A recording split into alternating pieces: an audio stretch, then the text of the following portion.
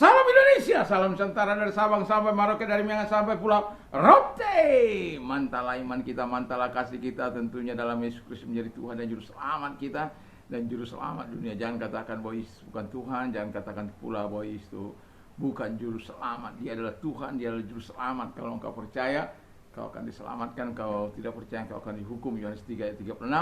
Dan Dia juga yang berkata, Akulah jalan dan kebenaran dan hidup, tiada seorang sampai kepada Allah kalau tidak melalui aku. Dan keselamatan tidak ada di dalam siapapun juga selain di dalam Dia. Karena di bawah kolong langit ini tidak ada nama lain yang diberikan kepada manusia yang olehnya kita diselamatkan selain di dalam Dia, Yesus Kristus. Karena begitu besar kasih Allah akan dunia ini sehingga Ia mengaruniakan anaknya yang tunggal. Siapa yang anak yang tunggal? Yesus Kristus. Supaya setiap orang percaya kepada yang tidak binasa melainkan beroleh hidup yang kekal. Ada firman Allah katakan orang bisa mengaku Yesus adalah Tuhan karena Roh Kudus ada dalam hidupnya. Orang tidak akan pernah bisa mengatakan bahwa Yesus itu bukan Tuhan kalau Roh Allah ada pada hidupnya. Tapi kalau Roh Allah tidak ada pada hidupnya, dia bisa mengatakan Yesus bukan Tuhan, Yesus bukan Juru Selamat. Ya tinggal itu karena firman Allah katakan dalam 1 Korintus 12 ayat yang ketiga. Jadi dengan mulut mengaku engkau diselamatkan, dengan hati percaya engkau dibenarkan. Kiranya Tuhan menolong engkau untuk memilih yang terbaik dalam hidupmu. Dan bagi mereka-mereka yang percaya kepada Tuhan Yesus Kristus, kiranya Tuhan terus menguatkan, meneguhkan imanmu. Dan bagi mereka yang belum, kiranya Tuhan membantu Anda untuk menerima keselamatan dari Dia. Puji nama Tuhan. Dan sebagaimana janji saya tentang doa, target dan fokus doa kita akan berdoa terlebih dahulu. Terima kasih Tuhan. Kami tahu bahwa ada hal yang akan kami nyatakan di hadapan Tuhan. Untuk hari-hari ini kami mau berdoa dan untuk kota kami, untuk daerah kami, untuk keluarga kami, untuk siapapun Tuhan. Kami mau berdoa dalam nama Yesus. Haleluya. Amin. Saya akan membacakan 1 Timotius 2 ayat yang pertama sampai dengan ayat yang ke-6. Pertama-tama aku menasihatkan, naikkanlah permohonan, doa, syafaat, dan ucapan syukur untuk semua orang, untuk raja-raja dan untuk semua pembesar, agar kita dapat hidup tenang dan tentram dalam segala kesalehan dan kehormatan. Itulah yang baik dan berkenan kepada Allah Juru Selamat kita, yang menghendaki supaya semua orang diselamatkan dan memperoleh pengetahuan akan kebenaran. Semua orang diselamatkan dan memperoleh pengetahuan akan kebenaran. Karena Allah itu Esa, dan Esa pula Dia yang menjadikan pengantara antara Allah dan manusia, itu manusia Yesus Kristus, yang telah menyerahkan dirinya sebagai tebusan bagi semua manusia. Itulah kesaksian pada waktu yang ditentukan. Haleluya. Jadi Tuhan sudah berkorban bagi kita, dan kita juga perlu melakukan apa yang dikatakan oleh firman Allah ini. Dan itu sebabnya saya akan memberikan tema bagi tema ini, ya, target dan fokus doa kita. Ini karena ada banyak ini target dan fokus, saya akan membagi dalam beberapa bagian. Tapi ke depan ini mungkin ada beberapa kali kita membawa tentang doa, karena doa itu menjadi napas kehidupan kita. Dia menjadi oksigen yang sangat kita butuhkan dalam pengiringan kita. Kalau kita mau hidup dalam api Pantekosta, api kuasa Allah, kita harus hidup dalam persekutuan, dalam doa bersama dengan Allah. Nah, dalam doa itu perlu ada target dan fokus doa kita. Jadi tema kita adalah target dan fokus doa kita. Siapa saja sih, ya? Sebelum kita sampai kepada firman Allah itu kepada semua orang, kata firman Allah kan. Nah, saya ingin menggarisbawahi kepada yang pertama itu adalah kepada keluarga kita. Ada banyak orang pendoa-pendoa syafaat, tetapi mereka tidak pernah mendoakan keluarga mereka. Mereka tidak mendoakan anak-anak mereka, tidak mereka opung-opung mereka. Mereka tidak mendoakan kakek nenek mereka, mbah mereka, cucu mereka, macam-macam lah itu ya. Jadi keluarga inti tentu kan ada keluarga besar. Dan keluarga besar tentu ada lagi yang kalau dia orang Batak ada pam-pam itu ya. Ada ikatan-ikatan keluarga, ikatan apalah macam-macam lah itu ya. Dan juga kita harus berdoa kepada keluarga yang sama dengan kita, satu iman, ya kan? Itu kata firman Allah. Jadi bukan hanya satu marga, satu iman juga, satu keluarga di dalam Kristus Yesus. Di mana Tuhan menjadi raja, menjadi pemimpin atas kehidupan kita. Dan itu sebabnya kita perlu mendoakan ini terlebih dahulu. Supaya apa? Di keluarga kita damai. Lalu kemudian di tengah-tengah keluarga yang lain kita damai. Di masyarakat yang lebih luas damai. Kan akhirnya pada semua orang. Tetapi ini yang paling dekat dengan kita, yang senantiasa punya komunikasi, punya hubungan, yang perlu kita doakan. Jangan sampai kita tidak doakan. Makanya perlu ada doa, anak saya mendoakan saya mendoakan anak saya mendoakan istri saya mendoakan saya, keluarga saling mendoakan. Mendoakan orang-orang keluarga besar kami, baik yang ada di Sumatera, yang ada di Kalimantan, yang ada di Jawa, yang ada di Irian Jaya, macam-macam. Ya, kita perlu doakan keluarga-keluarga besar kita itu. Walaupun mungkin kita udah jarang bertemu, tapi melalui doa kita bisa menyelamatkan mereka, tetap menjaga mereka di dalam kasih Tuhan, supaya Tuhan yang tidak terbatas itu juga menjaga mereka, memelihara mereka. Satu kali saya lagi menyampaikan doa kepada dua keluarga. Lalu saya menyampaikan sebuah doa supaya ada keluarga saya itu menjadi jenderal gitulah ya. Karena sudah lama tidak apa.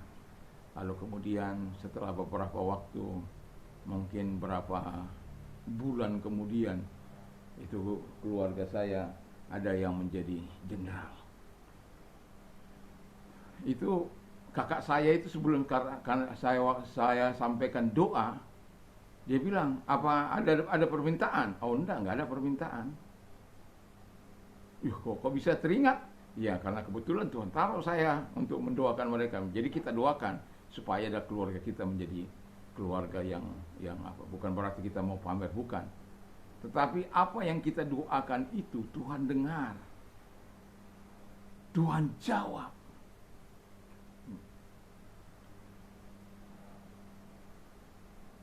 Kenapa?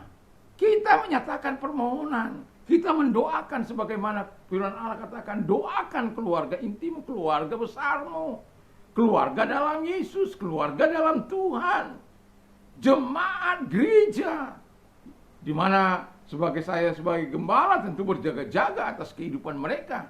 Di tengah-tengah arus globalisasi yang begitu luar biasa, arus informasi yang begitu masif, dan berbagai tipuan si iblis, tipuan perayu-perayu yang di dalam medsos itu. Kalau kita tidak kuat, tidak memagari kita dengan doa, kita tidak memagari mereka dengan doa, apalagi kaum muda, remaja, mereka lebih bisa mencintai alat itu daripada mencintai orang tuanya. Mereka lebih suka bermain itu daripada menolong orang tuanya. Mereka bisa menjadi pemberontak kalau disuruh orang tuanya. Karena memang setan kan kerjanya yaitu melawan, memberontak. Iblis menggoda, membuat huru-hara. Penggoda-penggoda. Seringkali saya katakan kalau sudah ingat iblis, ingatlah pekerjaan-pekerjaannya. Supaya apa? Kita dapat hancurkan itu semua di dalam doa.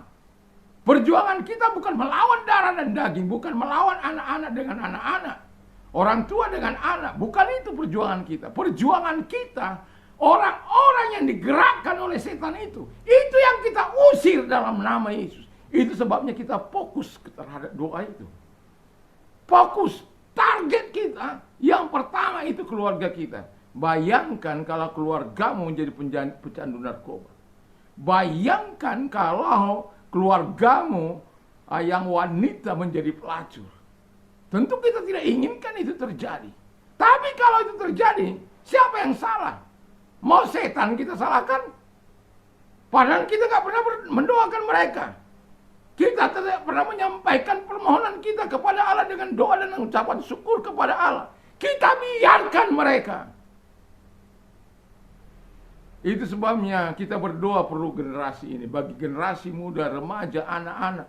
Anak-anak itu perlu juga diselamatkan itu. Sebelum mereka tak terselamatkan. Jangan lalai orang tua untuk mendoakan, memberkati anak-anak mereka. Saya dari mulai kecil anak-anak saya ketika mereka berangkat sekolah, kalau tidak saya menumpangkan tangan, istri saya. Yang jelas hari itu mereka harus ditumpangkan tangan, terkecuali kami tidak ada. Bisa saja kami bersama pergi keluar pulau. Hari itu mereka tidak. Tapi dari jauh kami memberkati mereka. Keluarga besar kami berkati. Makanya kami ada dua pagi Jawa dan sini, dan kemudian kami berdoa ya bersama, mendoakan keluarga besar kami masing-masing, dan ya banyak-banyaklah. Tapi keluarga besar kami itu tidak pernah kami lupakan untuk kami sampaikan kepada Tuhan. Penting itu. Keluarga-keluarga dalam seiman, hamba-hamba Tuhan, para penginjil, para pemberita-pemberita Injil, orang-orang percaya, kami doakan. Yang kedua kata firman Allah, lingkungan kita, di mana kita tinggal, kita harus doakan lingkungan itu. Supaya apa? Masa lingkungan di mana kita ada kita nggak doakan? Saya pernah lingkungan saya ini terkenal dengan narkoba. Tapi kami bawa ke dalam tangan Tuhan, dari zona merah itu berubah menjadi zona kuning, pernah menjadi zona hijau. Harus ada orang yang bertarung di dalamnya.